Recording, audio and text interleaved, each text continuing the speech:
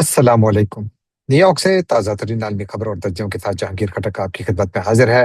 Nadreen, आज यहाँ हफ्ते की रात और जून की 13 तारीख, जबकि पाकिस्तान में इतवार की सुबह और जून की 14 तारीख है। नादरीन, आज चार मौज़ूआत पर बात करेंगे। एक तो ईरान अमेरिका मुआहदे का मुअम्मा कहाँ खड़ा है, इस पर बात होगी। दूसरा, पाकिस्तान की कश्मीर पॉलिसी के हवाले से बड़े सवालात उठ रहे हैं। आखिर इस वक्त पाकिस्तान की कश्मीर पॉलिसी कहाँ खड़ी है, इस पर बात करेंगे। तीसरा, अमेरिका और भारत के दरमियान भी तलखी बढ़ रही है, क्यों बढ़ रही है, इस पर भी बात होगी। और आखिर में सदर ट्रंप के नाम मिटाने का सवाल, आखिर यह मसला है क्या, इसका जिक्र आखिर में करेंगे। लेकिन सबसे पहले खबर मेरे शहर न्यूयॉर्क से, जहां आज इस वक्त न्यूयॉर्क की मुख्तलिफ गलियों कूचों में जश्न मनाया जा रहा है। जश्न की वजह, आज न्यूयॉर्क शहर की बास्केटबॉल टीम यानी न्यूयॉर्क निक्स ने सैन एंटोनियो की टीम को बास्केटबॉल के यानी नेशनल बास्केटबॉल एसोसिएशन के फाइनल में हराकर नेशनल टाइटल जीत लिया। ये एक बहुत बड़ा तारीखी वाकया यूं है कि न्यूयॉर्क निक्स ने ये टाइटल 53 साल बाद जीता। लास्ट टाइम न्यूयॉर्क शहर ने ये एजाज 1973 में हासिल किया था। आज की गेम, जो कि न्यूयॉर्क शहर से 1580 मील दूर सैन एंटोनियो ही के शहर में हुई, जो कि टेक्सास में वाक़ है, वहां पर हजारों की तादाद में न्यूयॉर्क से लोग भी गए जो निक्स के फैंस हैं। और टिकट बहुत महंगे थे, कम अज कम टिकट $800, लेकिन फिर बाद में एक दिन पहले वो $1300 तक पहुंच गया था, जो कि बहुत दूर आप बैठे हुए थे। जबकि जो करीब की सीटें थी, उनमें सबसे महंगा टिकट $1,15,000 का बिका। तो न्यूयॉर्क में यहाँ पर इस वक्त बहुत बड़ा जश्न का समा है, और लगता है कि जश्न कई दिनों तक चलेगा। अभी तक टीम यहाँ पहुंची नहीं है, लेकिन लोग अब खुशी से पागलपन का इजहार कर रहे हैं। पागलपन कुछ इस हद तक पहुंचा है कि कुछ ऐसे विजुअल्स आ रहे हैं जो काफी डिस्टर्बिंग हैं, क्योंकि बहुत सारे नेक्स के फैंस जो हैं, उन्होंने इमलाक को नुकसान पहुंचाया, पुलिस की गाड़ियों को तोड़ फोड़ की, और पुलिस आ गई, रॉयट पुलिस आ गई, और कुछ लोगों को अरेस्ट भी किया गया। इस वक्त जब मैं रिकॉर्डिंग कर रहा हूँ, तो इत्तलात कुछ ऐसी ही हैं कि न्यूयॉर्क के कुछ हिस्सों में इस किस्म के रॉयट्स हुए हैं, जहां पर के लोग बेकाबू हो गए और उन्होंने इमलाक को नुकसान पहुंचाया, कुछ लोगों को गिरफ्तार भी किया गया। लेकिन ओवरऑल जश्न का समा है, लोगों ने फायरवर्क्स भी किए हैं, और काफी ज्यादा खुशी का इजहार किया जा रहा है। वैसे भी अमेरिका में स्पोर्ट्स को बहुत अहमियत दी जाती है, दुनिया भर में इस वक्त तो यहाँ पर फुटबॉल मैनिया है, यानी सॉकर मैनिया है। फीफा का वर्ल्ड कप हो रहा है और उसके मैचेस का हर तरफ यानी चर्चा है। लेकिन नेक्स्ट ने आज, मेरा ख्याल है कि न्यूयॉर्क शहर के जो अपने फैंस हैं, उनको जगा दिया है। जगा क्या दिया है, वो तो तोड़ फोड़ पर उतर आए हैं। अब देखते हैं, क्योंकि अभी तो पार्टी शुरू हुई है, नजर रखेंगे, और अगर कोई ऐसी गैर मामूली बात हुई तो मैं ज़रूर आपके साथ शेयर करूंगा, क्योंकि ये वो खबरें हैं जो कि यकीनन बहुत ज़्यादा अहम इसलिए हैं कि ये यहाँ पर यानी स्पोर्ट्स हर मुआशरे का एक अहम हिस्सा है। अमेरिका में भी इसको बहुत ज़्यादा अहमियत दी जाती है, और बास्केटबॉल अमेरिका का दूसरा सबसे पॉपुलर स्पोर्ट्स है। सबसे ज़्यादा बेसबॉल मकबूल है। अब चलते हैं आज की दूसरी जो बड़ी खबर, और वो क्या, वो अमेरिका और ईरान के दरमियान उस मुआहदे का मुअम्मा है, जिसके हवाले से इस वक्त दो किस्म के बयानिए सामने आ रहे हैं। एक वो बयानिया है जो कि सदर ट्रंप और शहबाज शरीफ बयान दे रहे हैं कि जो मुआहदा है ये तय पा चुका है, और इसके ऊपर दस्तखत होंगे। पाकिस्तान ने तो बाकायदा ऐलान नहीं किया, लेकिन सदर ट्रंप का कहना है कि ये आने वाले चंद घंटों में यूरोप में इस पर दस्तखत होंगे, शायद ये जेनीवा में हो। लेकिन अभी तक इस बारे में बिल्कुल वाज़ेह बात नहीं है। एक तरफ सदर ट्रंप और शहबाज शरीफ दुनिया को बता रहे हैं कि मुआहदा हो चुका है और इस पर दस्तखत भी होने वाले हैं, लेकिन ईरान की जानिब से खबरें कुछ मुख्तलिफ आ रही हैं। ईरान का कहना है कि उन्होंने बेशक के बहुत सारे नुकात पर इत्तेफाक हो गया है, लेकिन अभी तक ये फैसला नहीं हुआ कि इस पर दस्तखत कब और कहाँ होने हैं। तो गोया दस्तखत के हवाले से एक बहुत बड़ा सवाल उठ खड़ा हुआ है। इसीलिए मैं कह रहा हूँ कि ये मुआहदा, जो कि बहुत ज़्यादा अहम है, जिसकी ग्लोबल इम्प्लीकेशंस हैं, लेकिन ये इस वक्त एक मुअम्मा बना हुआ है। देखते हैं कि आने वाले चंद घंटों में क्या वाकई इस पर दस्तखत होते हैं। अगर दस्तखत होते हैं तो यकीनन ये एक बहुत बड़ा तारीखी वाकया होगा, अगर इस पर अमल दरामद भी होता है, क्योंकि इसमें इसराइल का एक बहुत बड़ा किरदार होगा, जो कि इस वक्त भी लबनान पर बमबारी कर रहा है।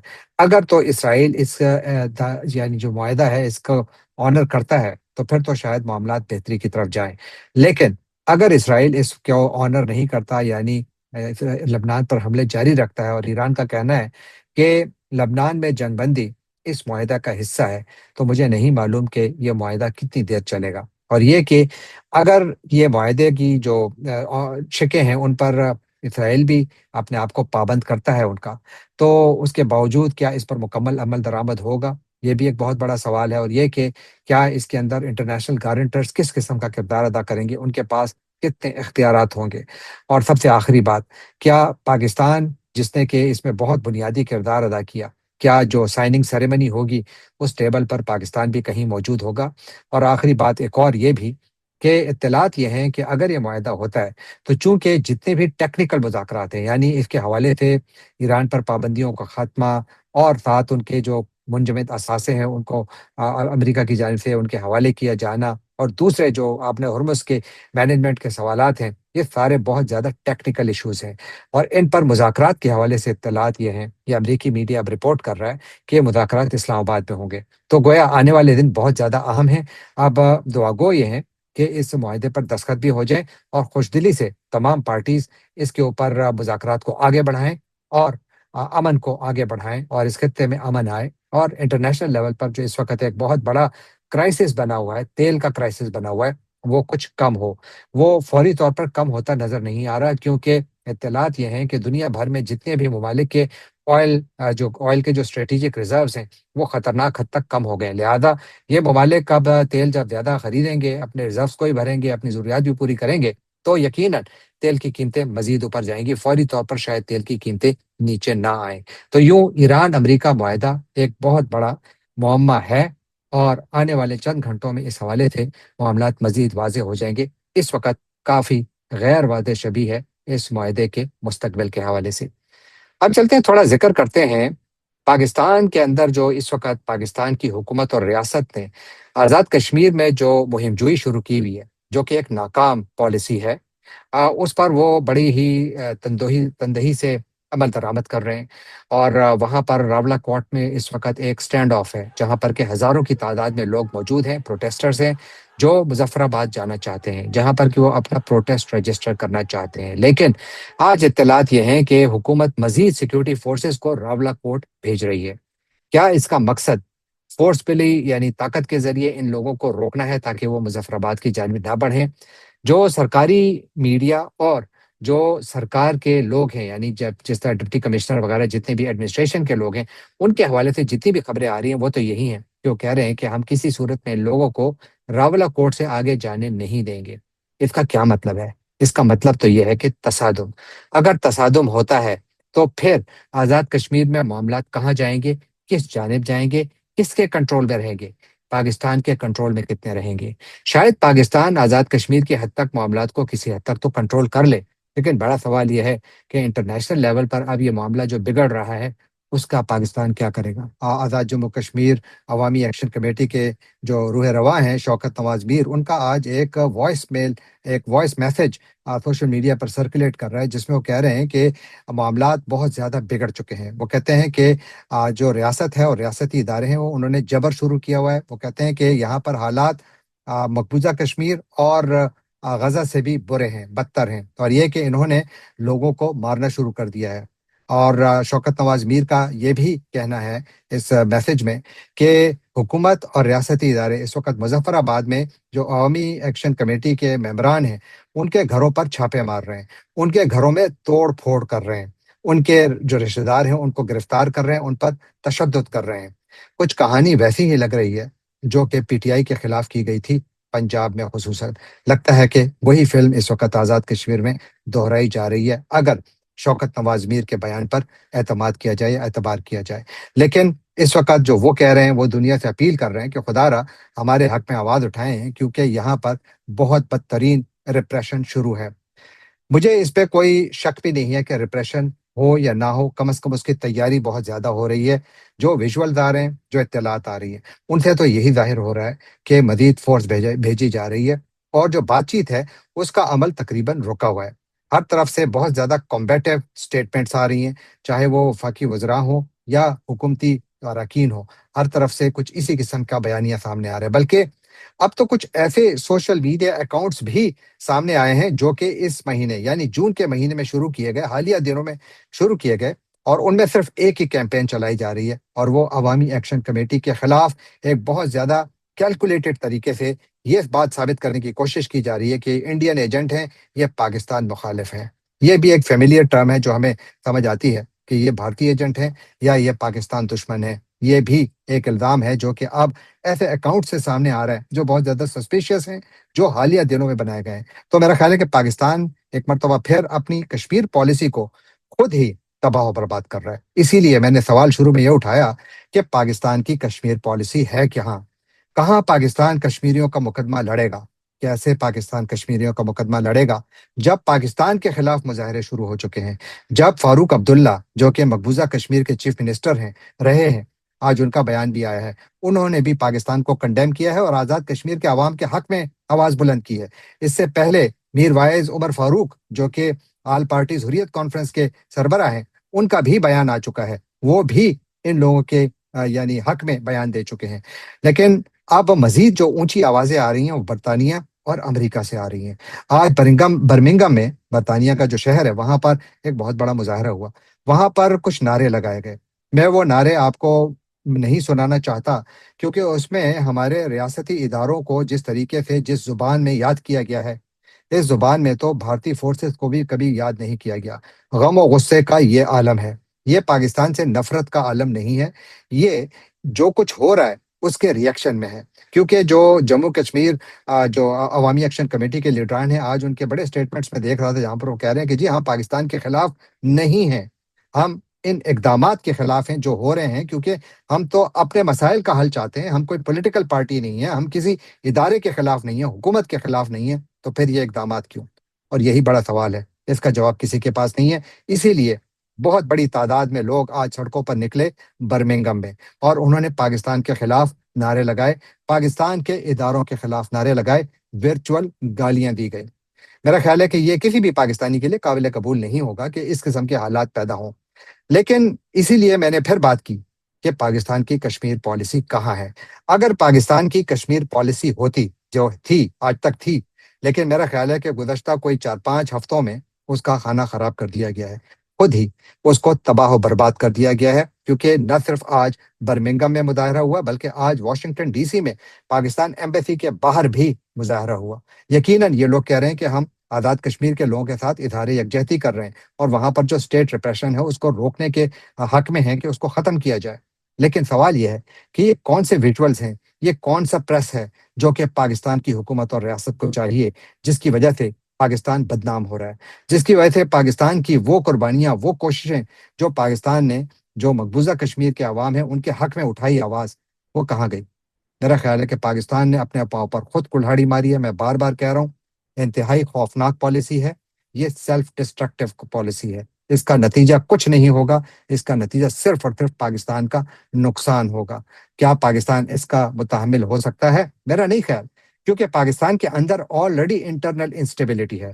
وزیرستان میں آپریشن جاری، بارڈرز انسیکیور، جو ایران کی بارڈر ہے وہاں پر بھی معاملات جنگی حالت ہے، انڈیا کے ساتھ معاملات بگڑے ہوئے ہیں، اور پھر آزاد کشمیر میں یہ حالت کس طریقے سے قابل قبول ہے؟ جبکہ آج مٹا سوات میں بھی جو پی ٹی آئی کے ایک رہنما ہیں مراد سعید، ان کی کال پر وہاں پر جو آزاد کشمیر میں آپریشن ہو رہا ہے اس کے خلاف ہزاروں افراد نکلے اور انہوں نے کشمیریوں کے حق میں مظاہرہ کیا۔ تو یہ آزاد کشمیر سے باہر میری رائے میں پہلا بڑا مظاہرہ تھا جو کہ خیبر پختونخوا کے شہر مٹا سوات میں ہوا، اور یہ بھی ایک بڑا پیغام ہے کہ یہ انسٹیبلٹی جو کہ ریاست نے خود شروع کی ہے، کہاں شروع کی ہے؟ آزاد کشمیر میں خود شروع کی ہے۔ اب اس کی جو ریمیفیکیشنز ہیں یا اس کے اثرات ہیں وہ اب آزاد کشمیر کی سرحدوں سے باہر نکل کر خیبر پختونخوا میں داخل ہو چکے ہیں۔ کیا یہ پاکستان کے دوسرے شہروں میں بھی جائیں گے؟ یہ سوال میں آپ کے لیے چھوڑتا ہوں، لیکن میرا خیال یہ ہے کہ اور کہیں جائیں نہ جائیں، بلوچستان میں ضرور جائیں گے جہاں سے آج بھی اطلاعات ہیں کہ وہاں پر کچھ مظاہرے ہوئے ہیں، اور ایک مرتبہ پھر وہاں پر اطلاعات یہ بھی ہیں کہ ایک اور ٹرکوں کا قافلہ جس کے اندر منرلز لے جائے جا رہے تھے یا کچھ جو ایسا یعنی معدنیات سے بھرے ٹرک تھے، ان کو روکا گیا اور ان میں سے کچھ کو جلایا گیا۔ یہ کچھ بلوچستان میں ہو رہا ہے، گویا آگ بلوچستان میں لگی ہوئی ہے، آگ خیبر پختونخوا میں لگی ہوئی ہے، آگ گلگت بلتستان میں لگی ہوئی ہے جہاں پر الیکشن چوری کر دیا گیا، اور ایک بجٹ کے عوض حکومت پیپلز پارٹی کے حوالے کر دی گئی۔ وہ پیپلز پارٹی جو کہ جمہوریت کے دعوے دار ہے، لیکن ہمیشہ سودا بازی میں یقین رکھتی ہے، ہمیشہ حکومت میں بھی آتے ہیں تو سودا کر کے آتے ہیں۔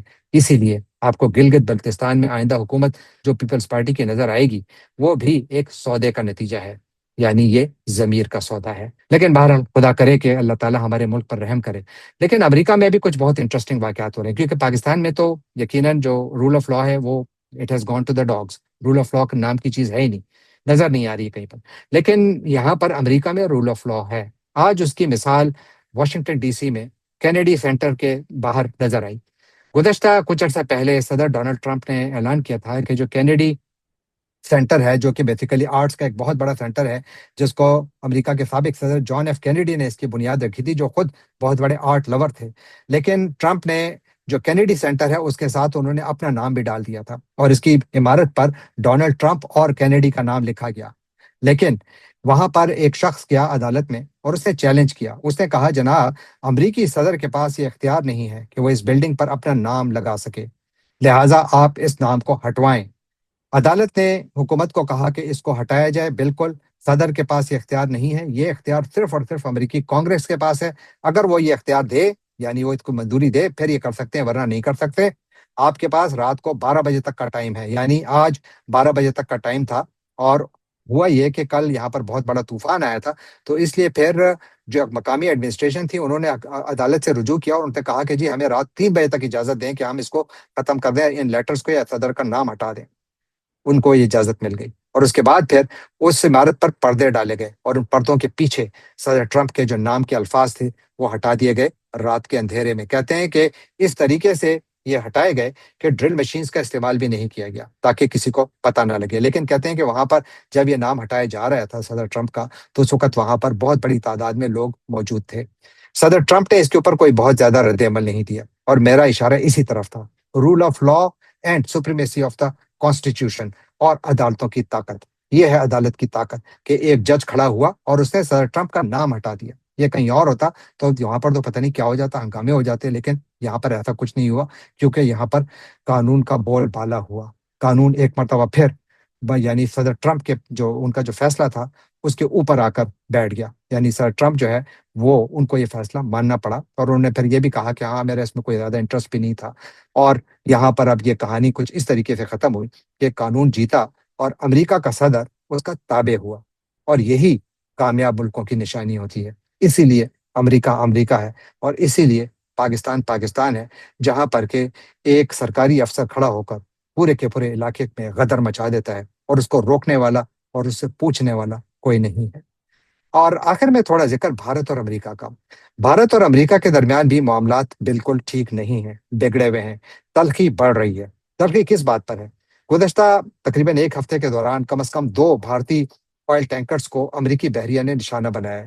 وجہ جو آبنہ ہرمز ہے، یہاں سے یہ بھارتی ٹینکرز جا رہے تھے، اور وہ ایرانی تیل لے جا رہے تھے۔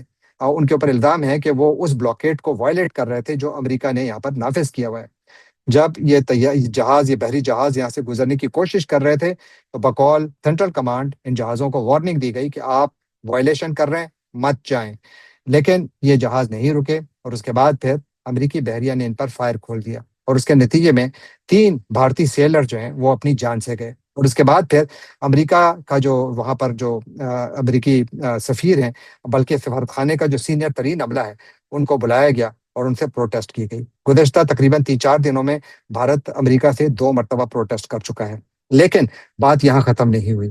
آج بھارت کے وزیر خارجہ ایس جے شنکر نے تو امریکی وزیر خارجہ مارکو روبیو سے فون پر بات کی، اور یہ بات بھی کچھ زیادہ ٹھیک نہیں گئی۔ وجہ اس پر ریئیکشن بھارت میں بھی آ رہا ہے، اور امریکہ نے بالکل واضح کر دیا۔ مارکو روبیو نے کہا کہ امریکہ جو ہرمز یعنی آبنہ ہرمز کی جو ناکہ بندی ہے اس کی خلاف ورزی برداشت نہیں کرے گا۔ یہ انہوں نے جو ایس جے شنکر ہیں ان کو بتایا، اور بھارت میں اس کے اوپر غصہ اس بات پر بھی ہے کہ جی امریکہ نے ہم سے معذرت نہیں کی، کیونکہ ہمارے تو لوگ مارے گئے، جبکہ امریکہ کہتا ہے کہ آپ نے خلاف ورزی کی ہے اور ہم یہ برداشت نہیں کریں گے، مطلب اگر آپ دوبارہ بھی کریں گے تو دوبارہ بھی ایسا ہی ہوگا۔ اور بھارت نے جو ہے اس کے بعد پھر سخت احتجاج کیا۔ ایس جے شنکر نے آج ایک ٹویٹ بھی کیا جس میں انہوں نے کہا کہ انہوں نے مارکو روبیو کو بتایا ہے کہ اس پر ہم بہت احتجاج کرتے ہیں اور ہمیں اس سے اختلاف ہے، لیکن اب تک جو امریکی کارروائی ہیں اس میں 3 بھارتی ملاح جو ہیں وہ ہلاک ہو چکے ہیں، اور اس لیے یہاں پر اب بھارت اور امریکہ کے درمیان معاملات میں मज़ीद तल्ख़ी आ चुकी है। वैसे भी भारत और अमेरिका के ताल्लुकात तकरीबन ऊँच-नीच का शिकार रहे हैं। आने वाले दिनों में सदर ट्रंप और वज़ीर-ए-आज़म नरेंद्र मोदी की मीटिंग होने वाली है G7 की साइडलाइन्स पर। अब देखते हैं कि वो मीटिंग कैसे जाती है। लेकिन कम से कम इससे पहले ये वाक़या बहुत अहम है, क्योंकि भारत और अमेरिका के दरमियान तल्ख़ी बहुत ज़्यादा अहम है। मेरा नहीं ख़्याल कि इसका असर भारत और अमेरिका के ताल्लुकात पर कोई बहुत ज़्यादा गहरा होगा, लेकिन असर तो ज़रूर होगा। देखते हैं कि इसके जो विजुअल्स हैं, जो मोदी और ट्रंप की मुलाकात में सामने आएँगे, उससे भी वाज़ेह हो जाएँगे। लेकिन बहरहाल, ये एक छोटा डेंट ज़रूर पड़ा है। देखते हैं कि आने वाले दिनों में मज़ीद क्या होता है। जाने से पहले आपसे एक मरतबा फिर दरख़्वास्त कि अगर आपने ये चैनल अभी तक सब्सक्राइब नहीं किया, तो इसको ज़रूर सब्सक्राइब कीजिए। अपने दोस्त अहबाब से भी कहिए। देखिए, इस चैनल को आपकी मदद की ज़रूरत है, सपोर्ट की ज़रूरत है। आप इसकी सपोर्ट 2-3 तरीकों से कर सकते हैं। एक ये कि अपने दोस्त अहबाब के साथ इसको शेयर कीजिए और उनको कहिए कि इसको सब्सक्राइब करें। खुद इसको लाइक भी करें और इस पर कमेंट भी करें। मेरी कोशिश होती है कि मैं उसका जवाब भी ज़रूर दूँ। इसी तरीके से आप जो ये मेरी छोटी-सी कोशिश है, इसको सपोर्ट कर सकते हैं और मैं यही आपसे एक्सपेक्ट करता हूँ। आपका बहुत-बहुत शुक्रिया।